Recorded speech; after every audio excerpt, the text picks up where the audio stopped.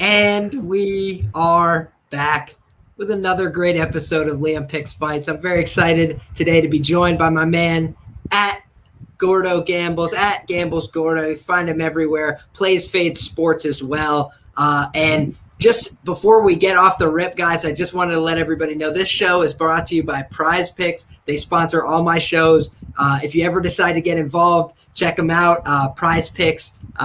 Newest daily fantasy offering, very easy and convenient. I do not know a ton about football. Saw a couple really smart guys I know had a couple player props that they were confident in. Threw a couple of them in a $5 entry on PrizePicks and was able to get myself a nice, quick, easy turnaround. Didn't even watch the games on Monday night. So I know my man Gary tailed me on Twitter. You guys can always check out my plays for PrizePicks there. And, there were some really good PrizePicks spots. I think Mo Miller, 2 takedowns was the prop total that they had set. And the over should have just been smashed there. They've readjusted that to 2.5 for obvious reasons. But get involved. If you check out my sponsors at PrizePicks, use the promo code Liam. They're going to match your first deposit 100% up to $100. And I have already made some money playing with my friends over at PrizePicks. So, Gordo, this card, though, man, from a betting perspective, I'm super effing excited about it, and I'm really happy to have you on the show, man. How you doing? I'm doing great, man. Thanks for having me on. I know you've been on an absolute heater recently, so it's an honor to have you here. Yeah, man, it looks like a pretty good card. I'm really excited to get into it. 15 minutes till it starts, and I'm ready. I know there's a couple spots where I'm on the edge, and I'm just waiting to hear you just to push me right over because, man, there's going to be some good ones today. I'm really looking forward to it. Absolutely, man. I was tweeting it out because I was very excited about it. I ended up getting a lot of closing line value on most of my bets, except for my biggest bet where I was telling you right before we started recording, man, the market has not moved with me. They moved against me on this one. And, so we're going to have to see how it plays out, man. I think we should start first and foremost towards the bottom of this card because it's a fight that I know that we both have action on, and we got 6 live viewers rocking with us. Appreciate each and every one of you guys. If you're taking action, go ahead and throw that in the chat. Let us know where you're throwing down. But I believe we both have some action on the underdog in the Ange Loosa and the Della Maddalena fight. Man, what do you think about this one, Gordo? Break it down for me. I just think that I don't know. It was one of those spots where you get that value play. You watch the tape and you see that, damn, this Loosa guy he's an animal. He's a tough guy, lots of power. But you got to give credit to his opponent. I mean, Della Maddalena, did I say that properly? I think so. Yeah, 9-fight win streak, and he's got some great technical abilities as well. And I really respect him for what he does. It's just I don't think that he should be favored as much as he was against Loosa in this spot here.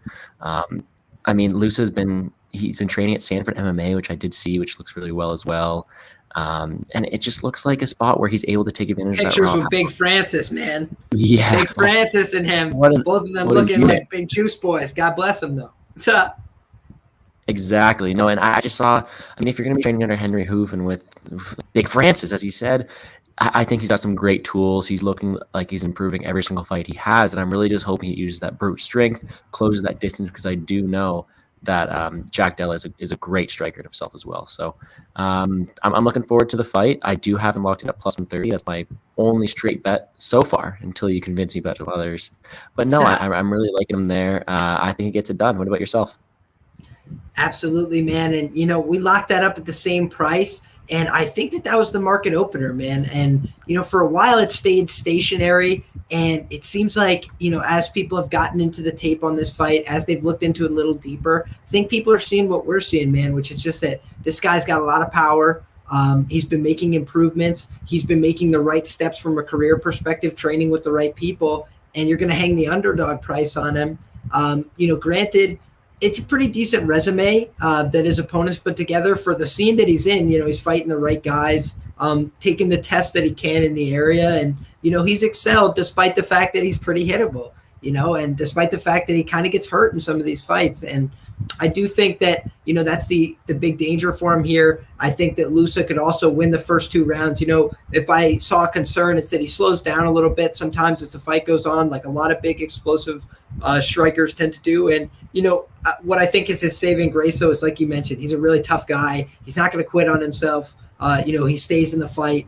And I think that he's going to make it competitive throughout. That's what I want to see from an underdog. And, he's also got that finishing upside. I think that as long as he's able to keep this fight upright and, or end up in top position should it go to the ground, I really like Loosa in this spot as an underdog. And, I think that now he's priced more appropriately, right? He's now a plus 110 underdog at the best price you can get him. And that's maybe still a playable line. But I do think, once you're approaching that even money territory, that's where I kind of would price him out at this point. Maybe a slight favorite. But I will just point out, because I try and give you guys not just my opinion, but some smart opinions. I try and cultivate those as well. And my man James that I did a stream with last night on Narco Cop's channel, which you could check that out if you'd like. But, James did mention that he thinks Jack should be a slight favorite here, and he would consider playing him if that line dropped under minus 125. So, sharp gambler's perspective is that if that Jack line creeps down under a certain line, it may be worth getting back involved on the other side as well. So maybe that minus 125 is the hinge point, where if you can get above plus 125, plus 130 on Loosa, maybe that's where you should be looking. But now that it's started to creep below that, maybe just be a little weary, because I will tell you there may be sharp money going against you. I think where we got it, appropriate price. Think now maybe it might be a pass situation for the people. So got that fight out of the way. I do think it's a good opportunity, though, and, man, there might continue to be action coming in on Loosa. I know that his KO line has been getting steam throughout the week as well. I think that sharp money's been coming in there because this could definitely be a spot where he finds that knockout blow. A hittable opponent, guy with a ton of power, really accurate straight punches. Man, could be a recipe for disaster. He's going to be the strongest. I think the biggest power puncher that Della has faced, and Della also has never made it to the third round. So we're questioning this guy's durability. We don't really know what we're going to see in the later rounds with him as well. So it's one of those spots where I'm liking a lot what I'm seeing, especially that plus 130 price tag. You do not have to tell me twice.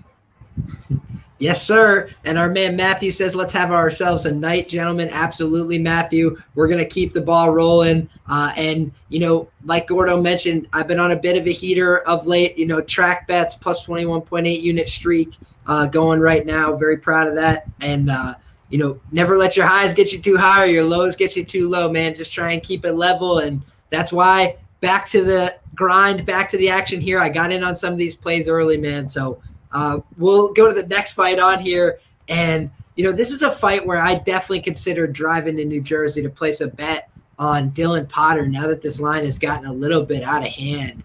And I did get in on Brzeski early, though. So I was on Brzeski in a parlay with Mo Miller, 1 unit to pay minus 103. So it's a basically even money parlay on Mo Miller and Brzeski in this spot. And why do I like Brzeski in the spot overall? I haven't been all that impressed by Potter. He's been out-wrestled by kickboxer Myron Dennis on the regional scene. I've seen that this guy, he's getting better, but he's also just not that athletic looking. Some of the movements that he makes aren't that good. Like, I've seen a lot of times he concedes the bottom position and starts working from the guard. Kind of irresponsibly from a round winning perspective. So I've seen him give away close fights like that. And, I think that Brzeski, if I had to talk about what his ultimate flaw is that he's kind of chinny, man, for a big guy. And, my concern against Potter here is that Potter could just touch him with one of these kicks. Potter, talk about the impressive things Potter does. He can really throw a kick to all targets on the body, which you don't see a lot of heavyweights doing. He could throw it to the body, he could throw it to the head, he could throw it to the legs. And so I think that that's an interesting enough, set of attributes there. I think that the Potter inside the distance, I think it was plus 425. I considered playing that as well because, again, I just think that Brzeski's chin is a little questionable. But overall, I think that Potter, because he throws so many kicks and because he's not very well balanced as a striker, I do think Brzeski is going to be able to find takedown opportunities. I think he's going to be able to clinch him against the cage. I think he's going to be able to find, opportunities to get on top. And, that's where Brzeski actually shines. And I think the reason why some money's coming in on him, not to say he's this freaking impossible top grappler with perfect control and everything. Not really, but he's kind of just a brute where he can throw some heavy leather. He can get guys out of there. He could find a submission hold. So he's not totally incompetent either. And he's been fighting, a better record wise, professionals in his regional scene. So, I'm not saying that he should be a minus 500 or something in this spot. I do think the line's getting out of hand, but I got him when he was minus 255 and Mo Miller was minus 240. So those lines are long gone. And that's why I'm happy to have him. But Gordo, how do you feel about that fight, man? I feel like this is one of those spots where no matter how well Brzeski might do in this fight, I think he may be one of the worst minus 500s I've ever seen. I mean, there's a lot of flaws in his game, and that's against weaker competition on the Poland scene. But I do think he does have the advantage in this spot, so it is a tough one for me to back in when I'm just taping it, right? Because you look at what you said, Brzeski does allow him to get hit. He gets sloppy, and he's able to be.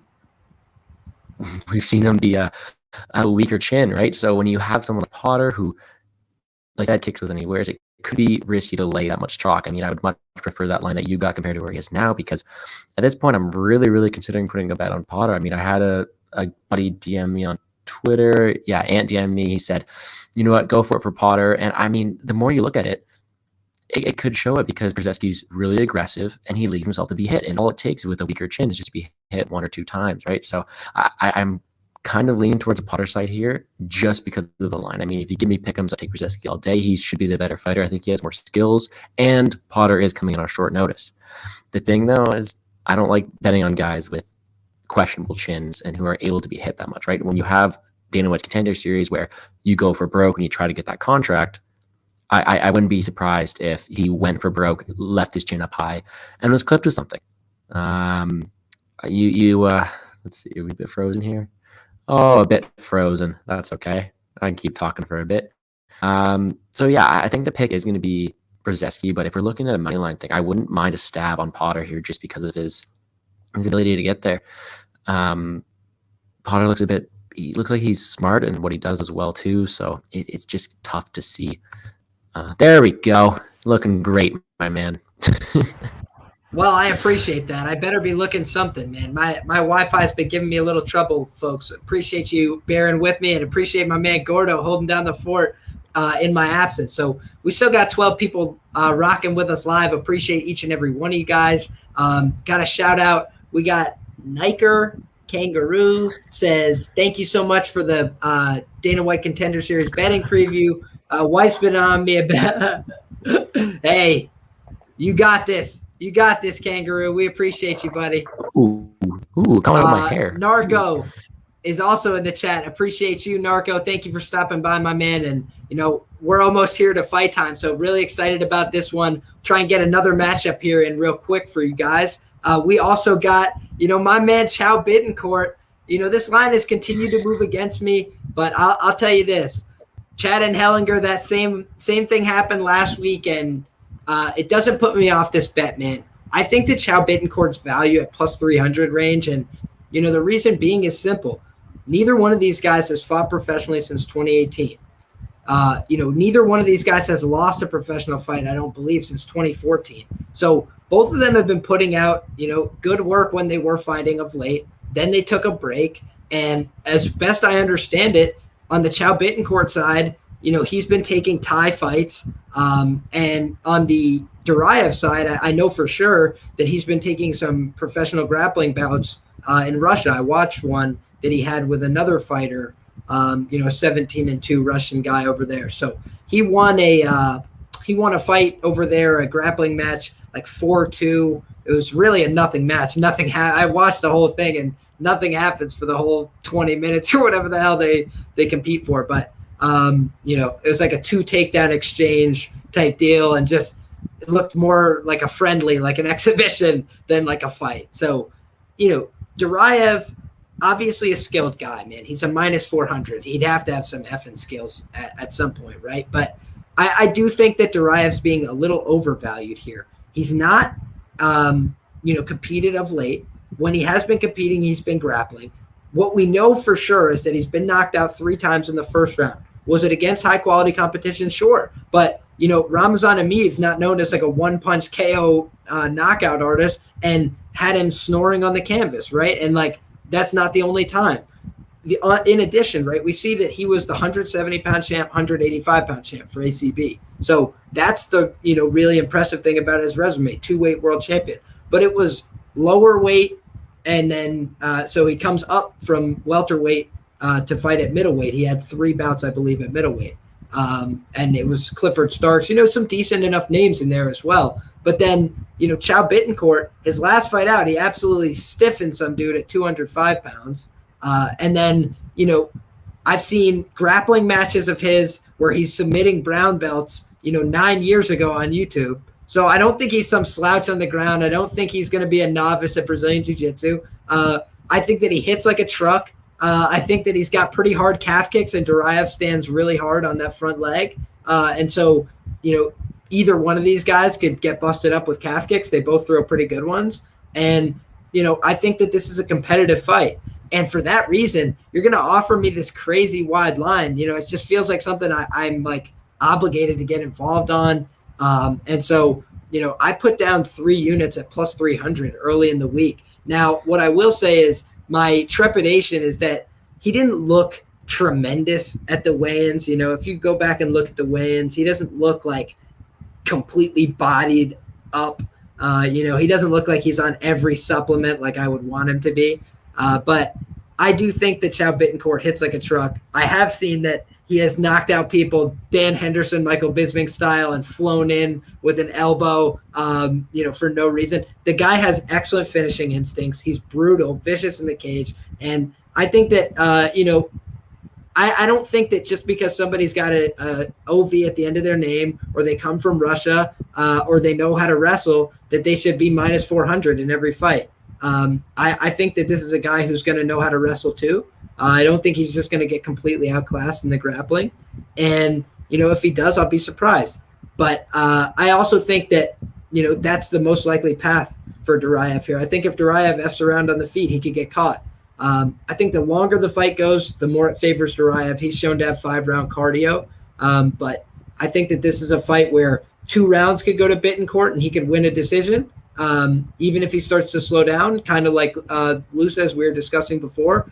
And I think on the alternative side, he's live to finish this fight by any means. So I like Chow Bittencourt here as a massive underdog, and I think everybody has a parlay with Mo Miller and Duraev and the other guy, Brzeski.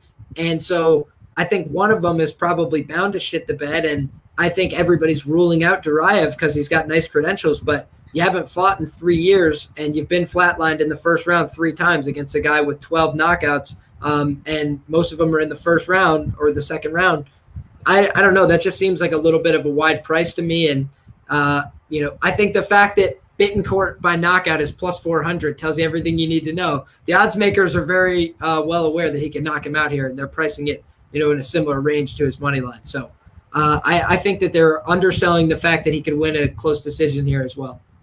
What do you think about this one, Gordon?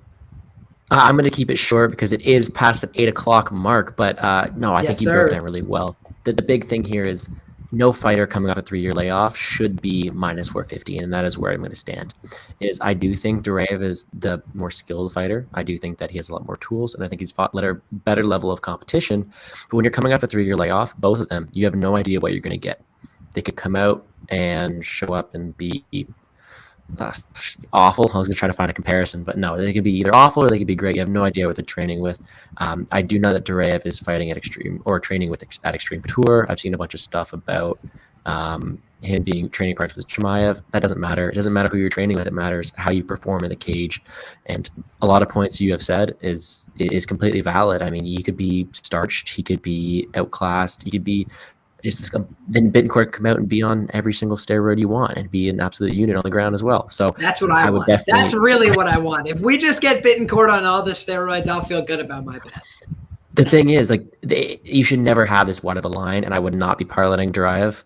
For whoever commented that a gambling addiction, first of all, look for help. Second of all, do not parlay Duraev at this spot.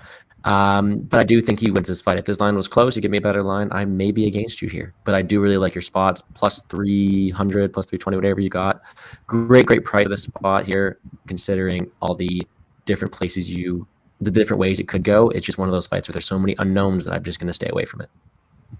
Absolutely. And just want to shout out, first of all, we got Gino saying that we should keep the Fight Companion going and do a show during. Would love to, but don't have the resources right now to have the fights running at the same time as the show. So that is something that, appreciate that, but something I'm going to consider in the future. Not going to be able to do that.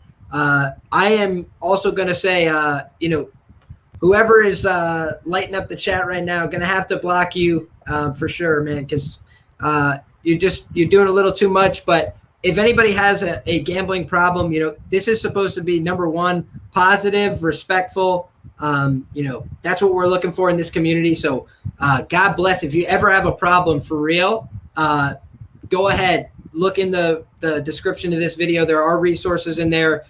You can get at me on social media, talk to me. If you have a problem going on in your life, that's serious. We're here to have fun. We're here to try and make some money, but we should always be gambling legally and responsibly. That's what this is about. That's how we keep it fun. And that's how we're able to come back and do this stuff each and every week. So appreciate this. Gino says he heard about the show from Z, and shout out that my man Z, absolute rock star. He's had some trolls bothering him. Everybody go show my man Z some love. He's an absolute stud and, real positive member of the community. So, oh goodness. Yeah, I shouldn't have made fun of that troll on Z's show, because now he's here on my show. Rock and roll, dude. Oh no. Yep. Oh, I appreciate you, buddy. Now, no, we did not talk about the girls show, Jay Drew. But sure, yeah. Go ahead and run through your thoughts, man. Well, first things first, Canadian girls, St. Catharines. I'm Canadian myself. Big shout out for that.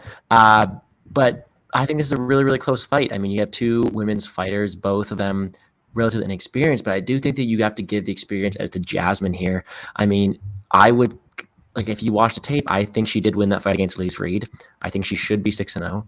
And I think that she has a lot of great tools. She could be a prospect. The thing is, she's facing someone in Polastri who I just can't get a read on, and that's the thing that scares me. You get these lower level women's fighting, you get these women you can't get a read on. You don't know if she's stronger than her opponents, like how it's going in. But I do think that you got to give the size advantage and the level of competition advantage to Jasmine.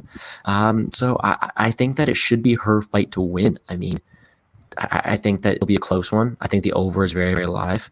Obviously, it's going to be juicy, but it is going to be a fight that goes to decision, and I think she has all the tools to win this one. I mean, 5-inch height advantage.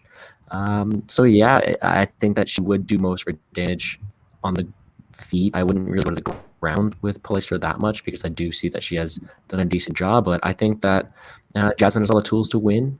Maybe it's a bit of Canadian bias, but no, I do think that it's her fight to lose here. It's just with such low level, when you don't know if there's going to be that much of a finish here. Well, there won't be a finish, in my opinion. It's going to be a close one. And when you have a fight going to split decision with the judging we've seen recently, yada, yada, yada, it's not really one I want to put my money on. I'd rather play a bit safer with people I feel I have more of an edge, but I would like this one around minus 130 for Jasmine. Cool. And I actually think that the market is starting to really reflect that. The best price you could find on her now is minus 116, according to Best Fight Odds. So market has really adjusted to where you're at for the most part. And I think that you're spot on the money, man. And, again, for what it's worth, James was saying the same.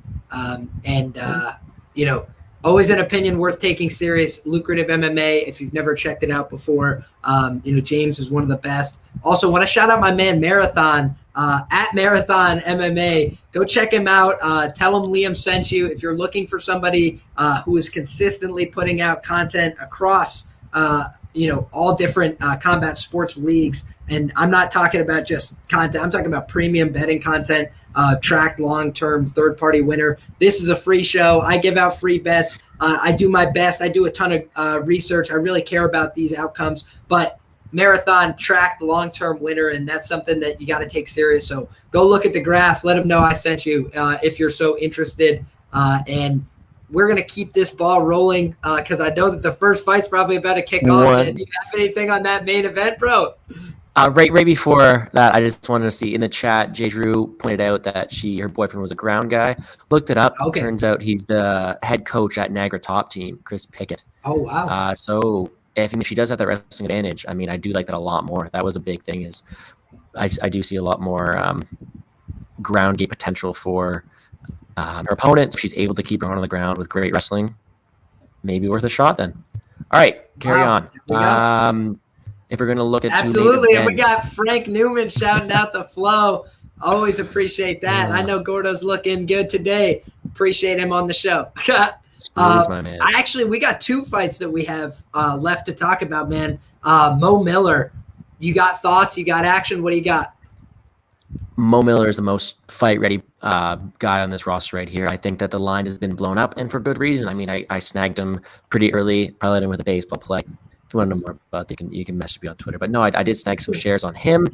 I just think that he's just going to be an absolute force. 5-0. He's ready to go. He is a powerful, powerful dude. Wrestler. I think he's a training partner of Stipe. Is that correct? I think that is. That is correct. Yep. Strong style MMA. Yep, D2 national champ. I mean, he is an absolute force, and he's ready to go.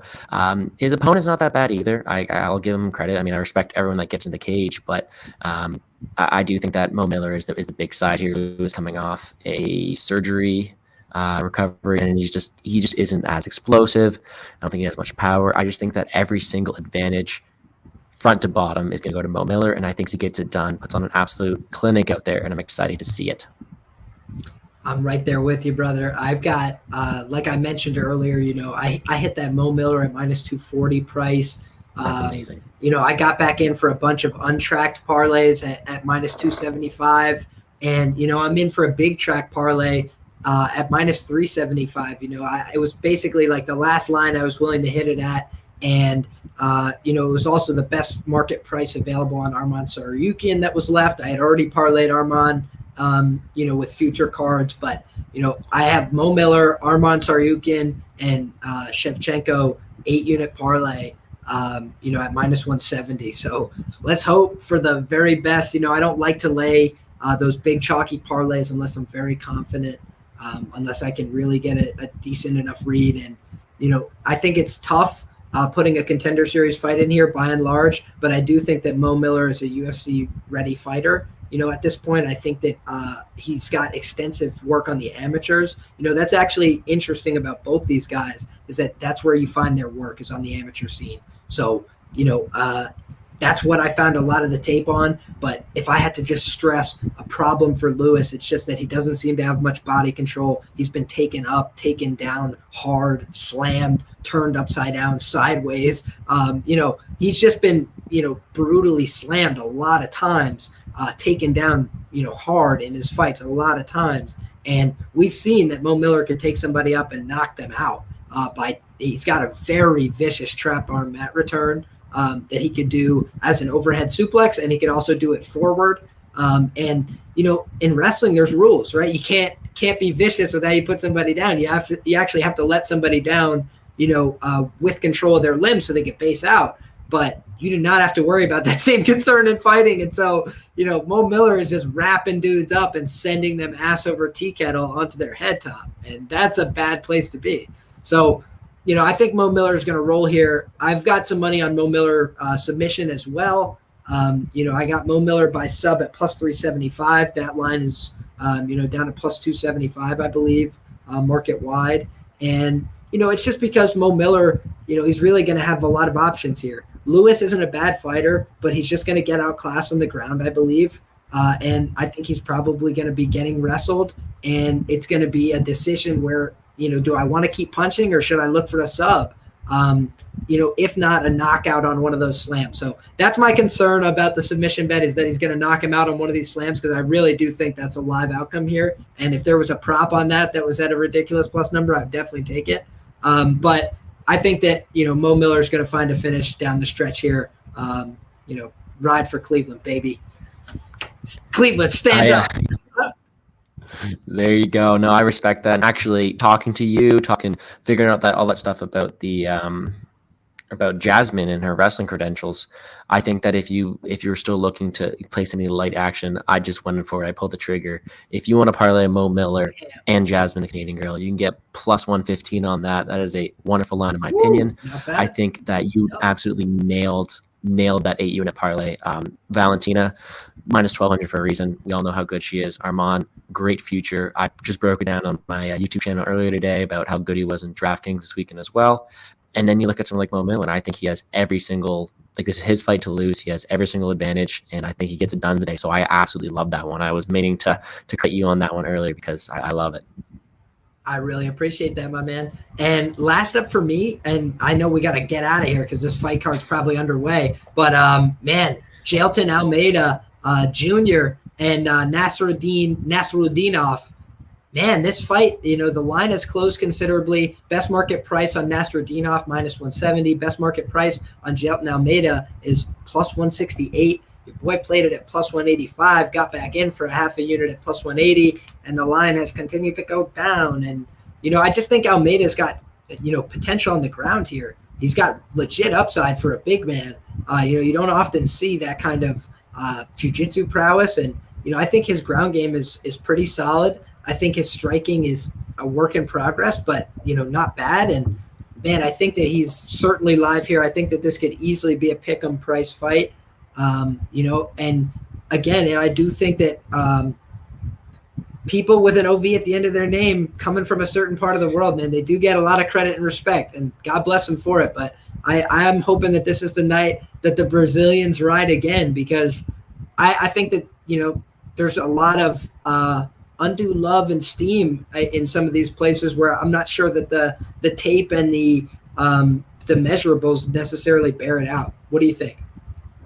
Yeah, I wasn't all impressed with Nasrudinov tape. I mean, all Russian fighters have the similar thing. They're so well-rounded, great wrestling, but nothing really showed out to me as like, okay, this guy's going to be the next Islam Makhachev, next Khabib. There's a lot of things where his game plan might fall into Almeida's in terms of he wants to take it to the ground. We've seen his back be taken on the regional scene as well. We've seen him. And Almeida is a killer on the ground, dude. He is, and he's bigger too. Almeida's a bigger guy. Nasrudinov is going to have 4-inch height discrepancy. So I think both these guys could have a decent potential in the UFC. I just think if you look at matchups on paper, Nasrudinov might struggle with him more than another fighter he might face in the future, because honestly, if Almeida feels like he's stronger and if he's able to reverse positions, be able to feel like he can snatch something up from the bottom, he would love to play on the mat because, like you said, absolute killer. I think he is very, very live in this spot. The one bet I was looking at, if you are going to bet Nasrudinov, is maybe the over. That's what I was looking at in this case too. I have no action on it, not at all. I think it could go either way. I also have a 0.25 unit stab. Tell me what you think about this. Almeida submission plus 525. That's what I saw. I went looking for it, but I couldn't find it. I think, if Almeida wins this one, it's probably because he's able to catch Nasrudinov in something. And I think if Nasrudinov wins this one, it's probably because he grinds him out. I don't think Nasrudinov has that much finishing potential, especially because he's a bigger guy and have the size. So I think he's a little KO or bust, honestly. I think he could definitely grind out a decision, but I think he's going to want a standing KO to be comfortably winning this fight and justifying his price. Excuse me. But that's how I think it's tricky, man, at the spot. A greasy grind out decision for a minus 200 at the time. I don't want it. Do not want it. Exactly. So I think you're on the right side here. If I had to bet anything, that sub spot is exactly what I want, because I do think he has the advantage on the ground here. So no, I'm just looking forward to it. I'm going to sit back, enjoy it, relax and watch it. And that's a nice little 6-fight card for us. But absolutely. From your lips to God's ears. Hopefully the good guys will ride tonight. Because it is always the good guys versus the bookies each and every week on this show. We still got 10 people rocking with us live as the show is going. And so we appreciate that. My man Headshot says, help. I need a link for the Contender. Bro, I wish I could help you. I got ESPN Plus. I might have to be checking it out on there. But I wish you the very best of luck. Somebody help my man out. And guys, each and every week, Appreciate you guys stopping by. Want to mention before we get out of here, go ahead, like this stream. Go ahead and get subscribed to the channel. I have been breaking down Contender series for you guys each and every week. I have been breaking down these UFC cards, and I'm going to be doing the same thing this week with a couple great guests on my show. We are going to have Jonah Schiffman, Jonah DFS, and we're also going to be having Narco Cop on the show. So really excited for this week's breakdown. That's going to be on Wednesday night, and I hope that we'll see each and every one of you guys there. This has been another great episode of Liam Picks Fights. For my man Gordo, appreciate him stopping by. Gordo, let the people know where they can find you on the way out, brother. On Twitter, find me at Gordo Gambles, and on YouTube, make sure to follow the Plays and Fades Sports YouTube channel. I just made a DFS video not too long ago, and I'll be lucky enough to have this beautiful mind, Liam, will be joining me on Friday for our own stream as well, so make sure to check that out. I appreciate you for having me on, and I wish you best of luck tonight, my friend. Absolutely. It is always a pleasure, and it's always us, me, guys like Gordo, and guys like you, the good guys versus these bookies each and every week. I hope that you guys will take advantage of some of these plays, and I hope that we can ride. If you're fading me, if you're following, whether or not, I appreciate you each and every time stopping by and dropping some action in the chat. Appreciate everybody who lit up the chat today. So expect more on the way from this channel. Appreciate everybody. God bless you all. Let's enjoy these fights. I'm going to watch them too, just like you are. Take care, everybody. Have a great night.